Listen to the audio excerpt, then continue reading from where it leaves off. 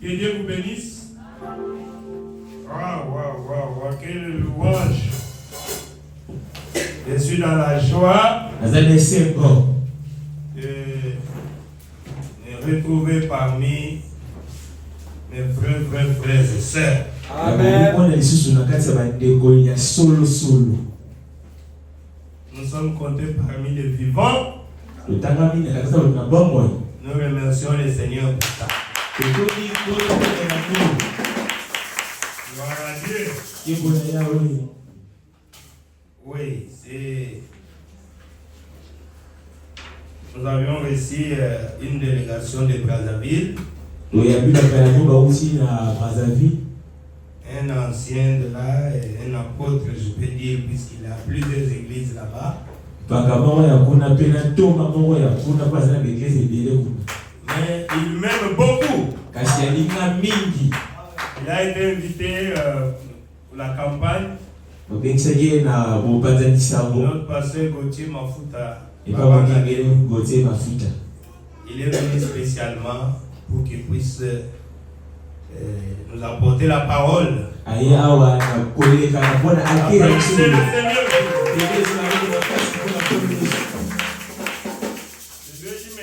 Il fallait aller dans les grandes églises, là où il y a beaucoup de gens.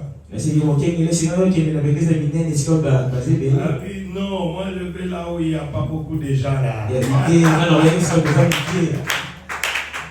Ah, c'est une grâce. Nous sommes bénis ces derniers temps parce que nous recevons beaucoup de visiteurs. C'est que Dieu connaît cette église. Applaudissez pour le Seigneur. Alors, voilà pourquoi je vais l'introduire.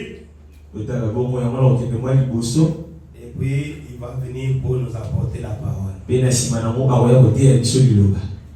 N'oubliez pas que nous sommes pendant la semaine spéciale. Le diable va amener beaucoup de faiblesses parmi les gens. Je comprends. Et soyez vigilants. Comme je vous avais déjà dit, le diable, quand vous prêchez, il n'a pas de problème. Vous lisez la Bible, il n'est pas là. Parce que le diable peut prêcher, il peut faire des miracles, il peut faire tout ça, mais il est contre quand vous allez parler du Saint-Esprit. Il va faire tout pour empêcher les gens pour ne plus venir. Amen. Puisqu'il sait que non, là, quand quelqu'un est arrivé au baptême du Saint-Esprit, le diable ne peut plus rien faire avec vous. Donc je ne suis pas surpris. Mais je vous dis, vous qui êtes là, soyez prudents. Nous entrons dans une semaine spéciale. Après cette semaine, vous allez vous reposer. Oui.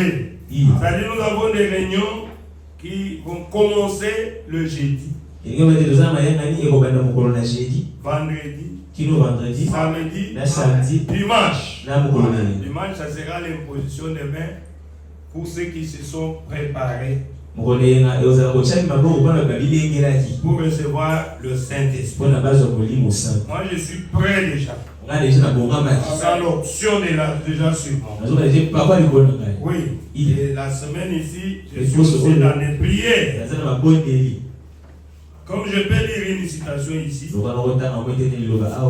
le prophète dit ceci. Où se trouve la citation? Il y a une citation que je tenais à lire.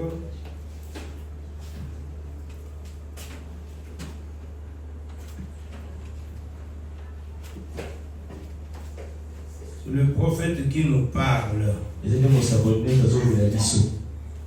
Par exemple, il dit ici, le travail du pasteur comme berger. Amen.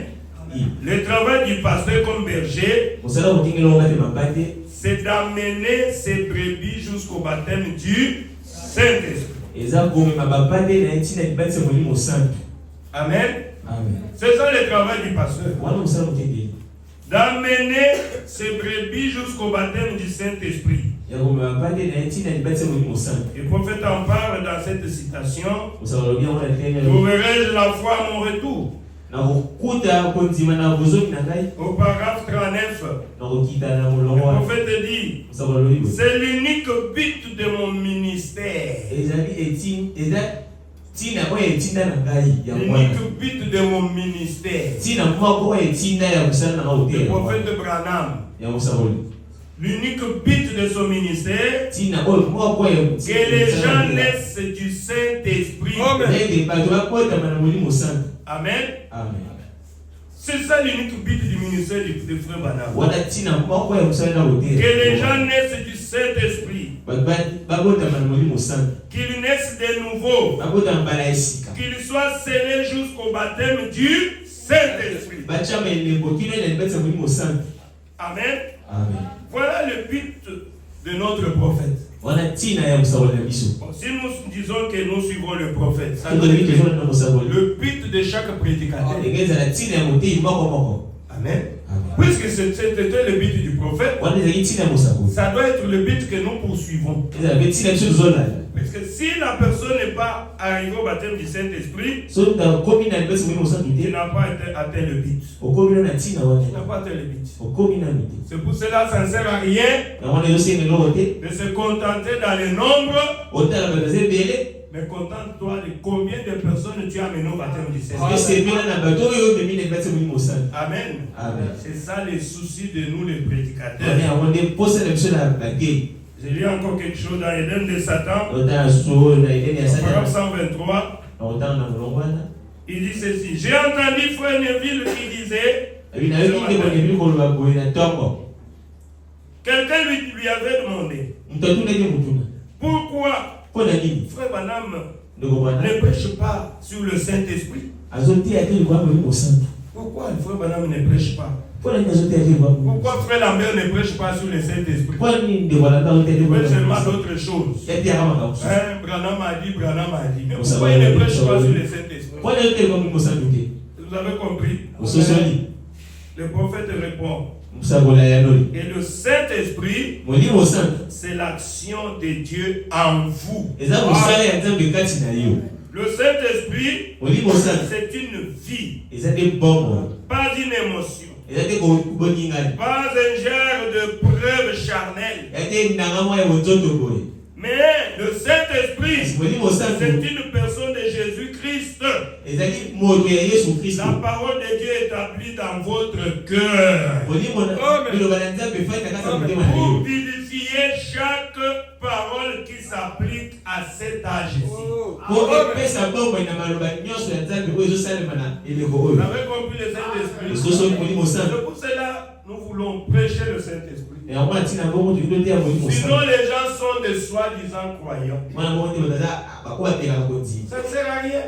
Il faut que les gens naissent de nouveau. Il faut que les gens aillent au baptême du Saint-Esprit. Ce n'est pas une émotion. Oh, il est tombé dans le Saint-Esprit. Non, c'est toute une vie. C'est une vie. Il y a quelqu'un à la porte. Le Saint-Esprit, c'est l'action de Dieu dans la personne. Amen. Ça. C'est toute une vie. Pas une émotion. Non. Pas un genre de preuve charnelle. Mais c'est une personne. Amen. Dieu, c'est une personne.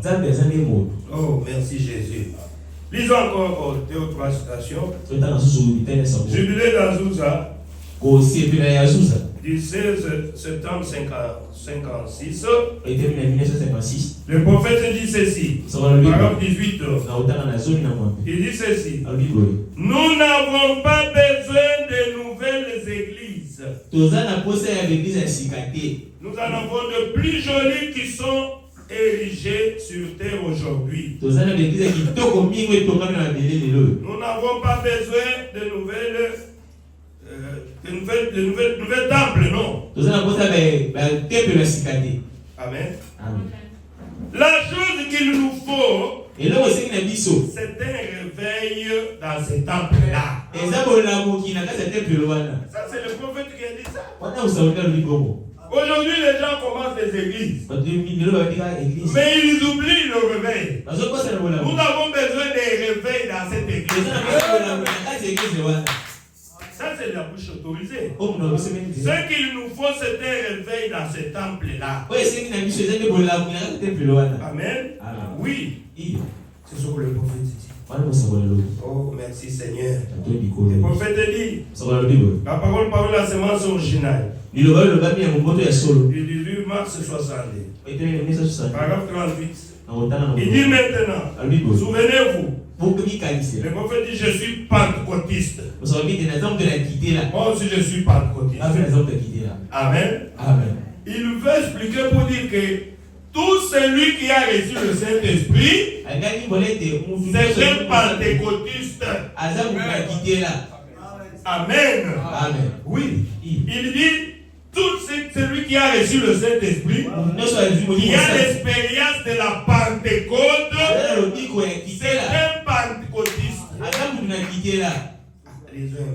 Maintenant, souvenez-vous, je suis pentecôtiste. Maintenant, écoutez.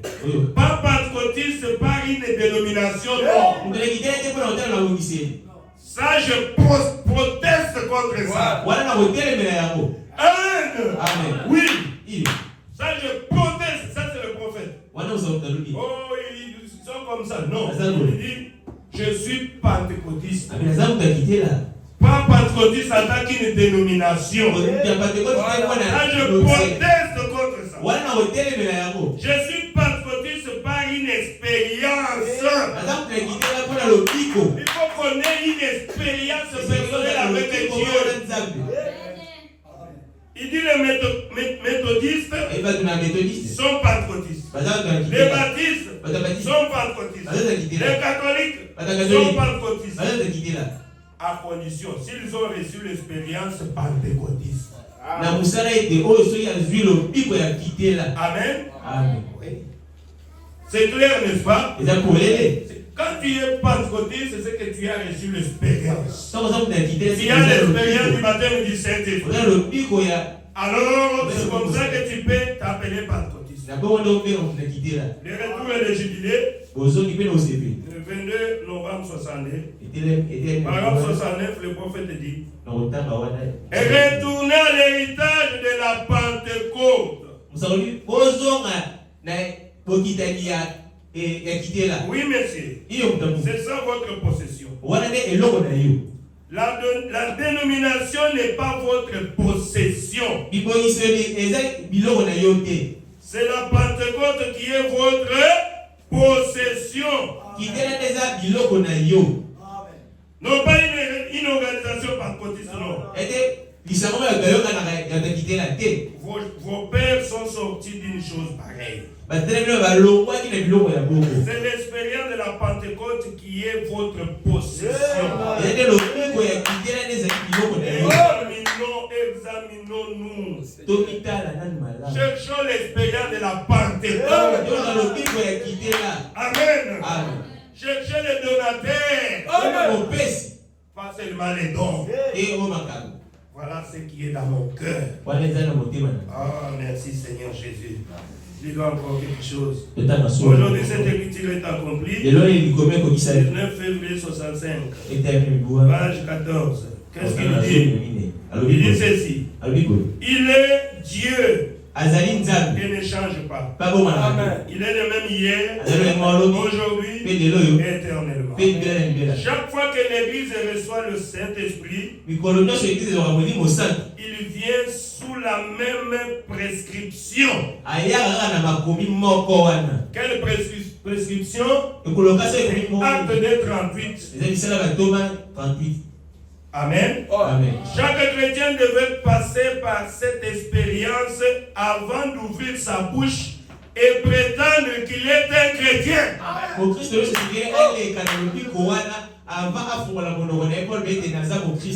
croyez au prophète? Vous avez compris l'importance du Saint-Esprit. Sinon, n'ouvre pas ta bouche de dire que je suis chrétien. Ferme ta bouche. Quand je dis ça sans écriture, peut-être vous dites que non, le pasteur est en train de fabriquer le Vous pouvez lire ça. N'ouvre pas ta bouche pour dire que je suis chrétien. Si tu n'es pas encore passé par une expérience du baptême du Seigneur. Dites seulement que je suis en voie de devenir chrétien. Amen. Je suis en voie de devenir chrétien. Mais tu seras en voie jusqu'à ce que tu vas mourir et partir en enfer. Tu vas seulement dire je suis membre de telle église. Tu vas mourir sur le banc, aller en enfer. Alors prenez une décision cette semaine. Recevoir le Saint-Esprit. Tu vas le recevoir ici. Amen. Oh, merci Seigneur. Oui. Il m'avait aidé à Istanbul. Il m'avait aidé à Chypre. Il m'aidera encore ici. Amen. On a des témoignages là.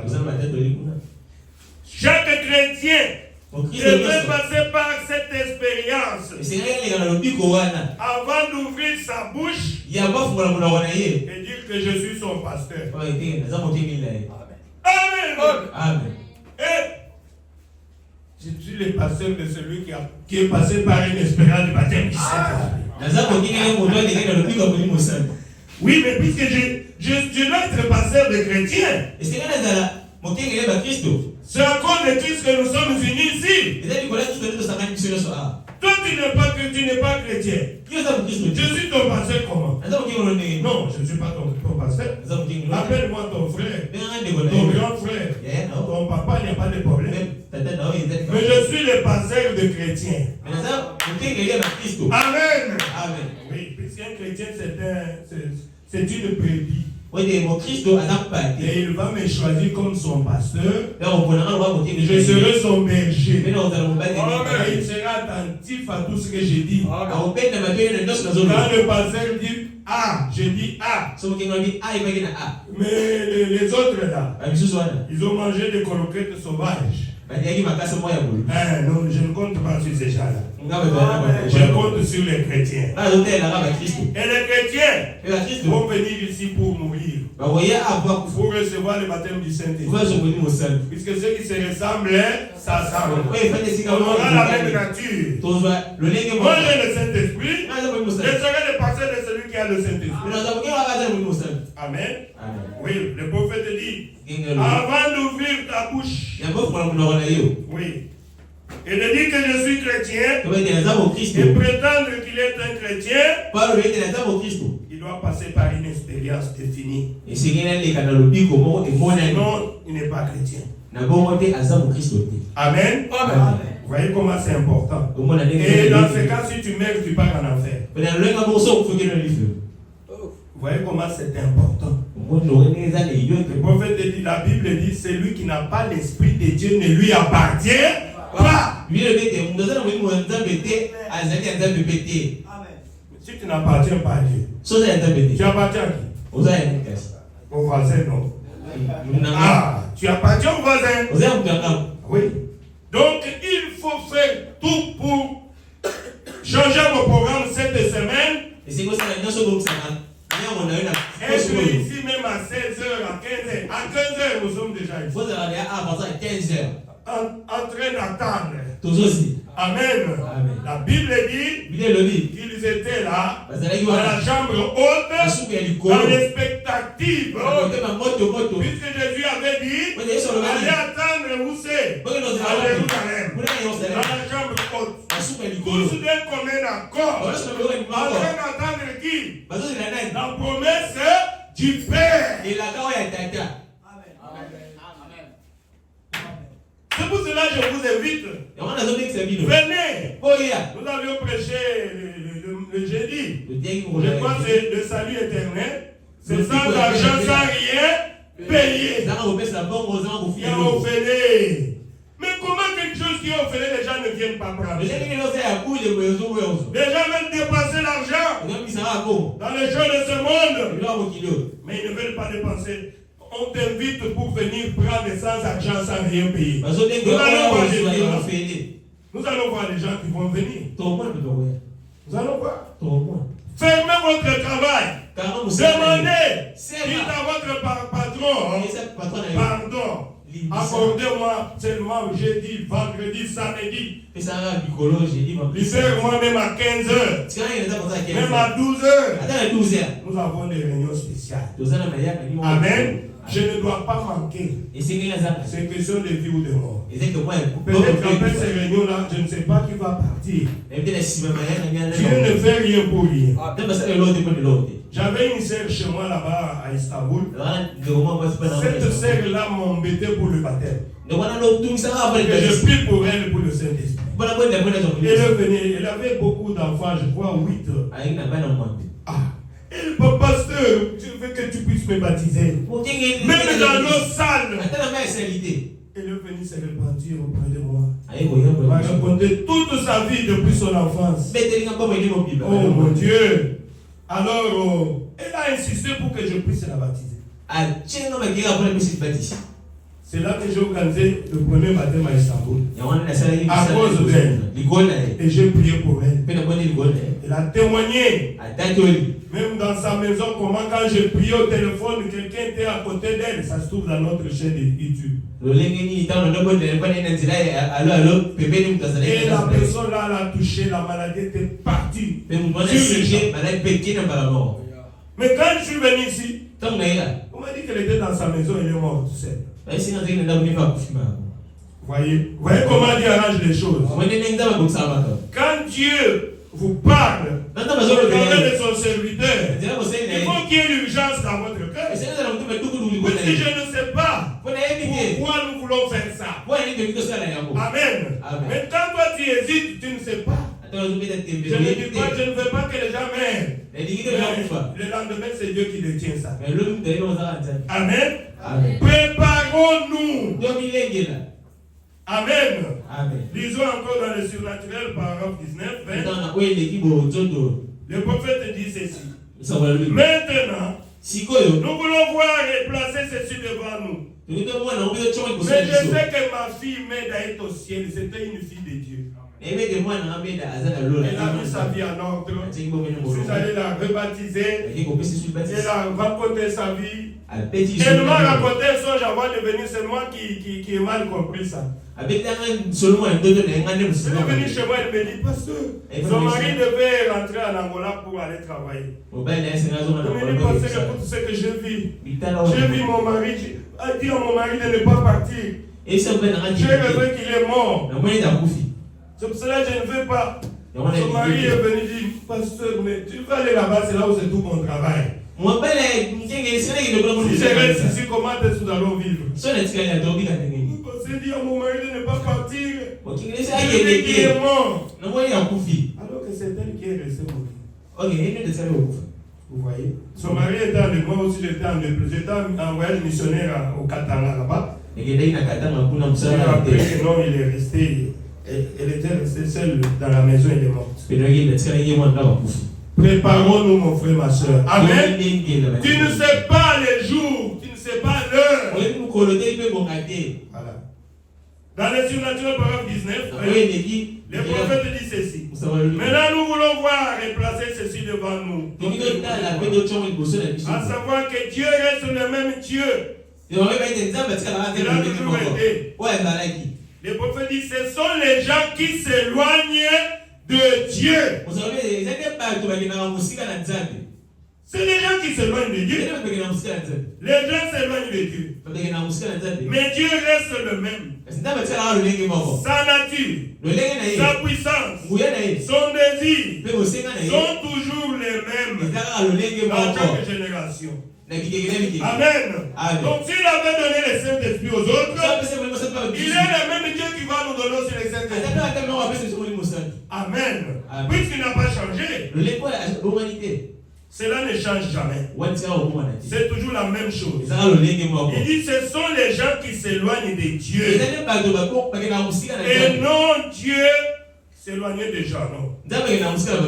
Les gens perdent leur foi en Dieu.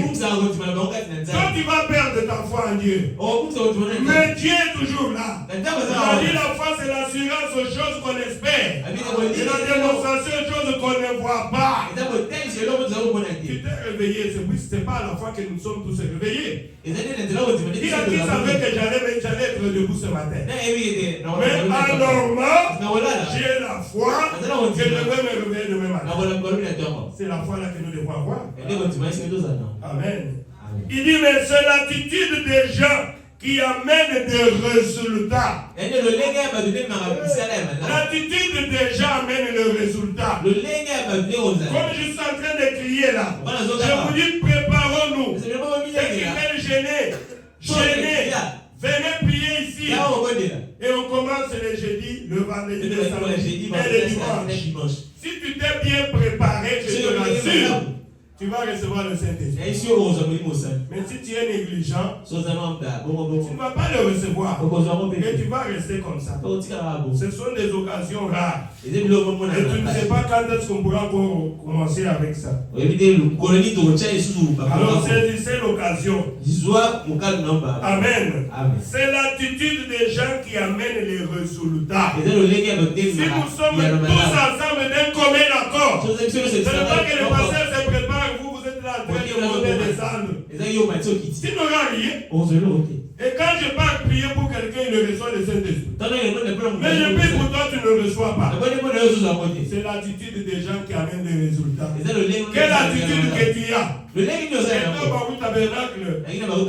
J'avais béni un mariage là-bas. Quand j'ai fini à bénir le mariage, je voulais sortir. Un ministre qui est venu là devant moi. Il a gêné beaucoup de temps, il priait pour le Saint-Esprit. Il a senti dans son cœur. Non, allez vers le pasteur. Il est venu, pasteur, j'ai besoin du Saint-Esprit. Comme il s'était préparé, quand j'ai posé les mains, mais j'ai vu les résultats. C'est toujours les mêmes mains. Le ministre a sauté comme jamais. Il a voulu partir dans l'église Baruch Tabernacle. Il a commencé à rouler. Et Dieu lui a donné le Saint-Esprit. Amen. C'est quoi? C'est l'attitude qui amène le résultat. C'est la raison pour laquelle, à la Pentecôte, ils ont dû aller dans la chambre haute pour prier jusqu'à ce que le Saint-Esprit vienne. Ils ont prié jusqu'à quand? Jusqu'à ce que le Saint-Esprit vienne. Les gens sont négligents. C'est l'attitude des gens. Toi, tu mets le travail avant. Mais la vie éternelle, c'est plus que le travail. Amen. Oui. C'est ta décision à toi. C'est ta décision. Ils ont prié jusqu'à ce que le Saint-Esprit était descendu. Mais vous, on vous dit de vous consacrer. Les gens sont négligents. Et la nuit avance. La nuit avance. Que chaque homme et chaque femme, il dit ceci, c'est l'atmosphère qui produit des résultats. L'atmosphère. Quand vous venez à Jésus, dans l'église, il y a une bonne atmosphère.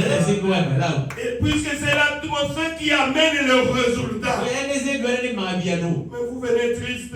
C'est comme si on vous a bousculé. C'est comme si le pasteur ne me voit pas aujourd'hui, il va se fâcher. Non, je comprends.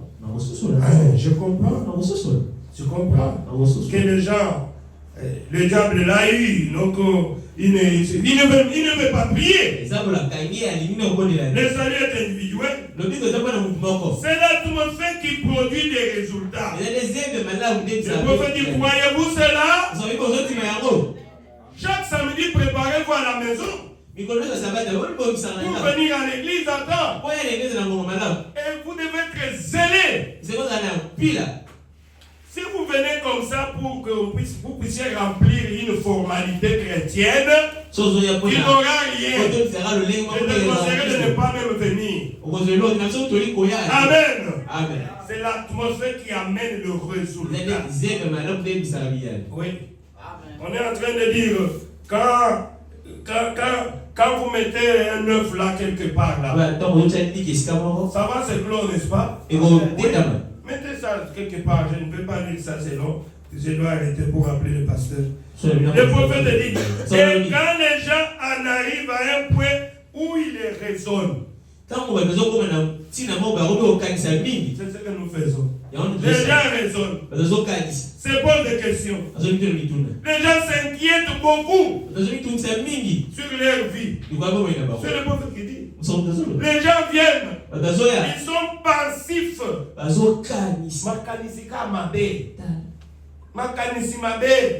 Quand il vient, il pense à l'heure. Oh, c'est beaucoup, il doit arrêter. Sont passifs. Et tout bouleversés. Ne sachant pas où ils sont. Quand la moitié d'entre eux n'ont même pas reçu un enseignement sur les Écritures.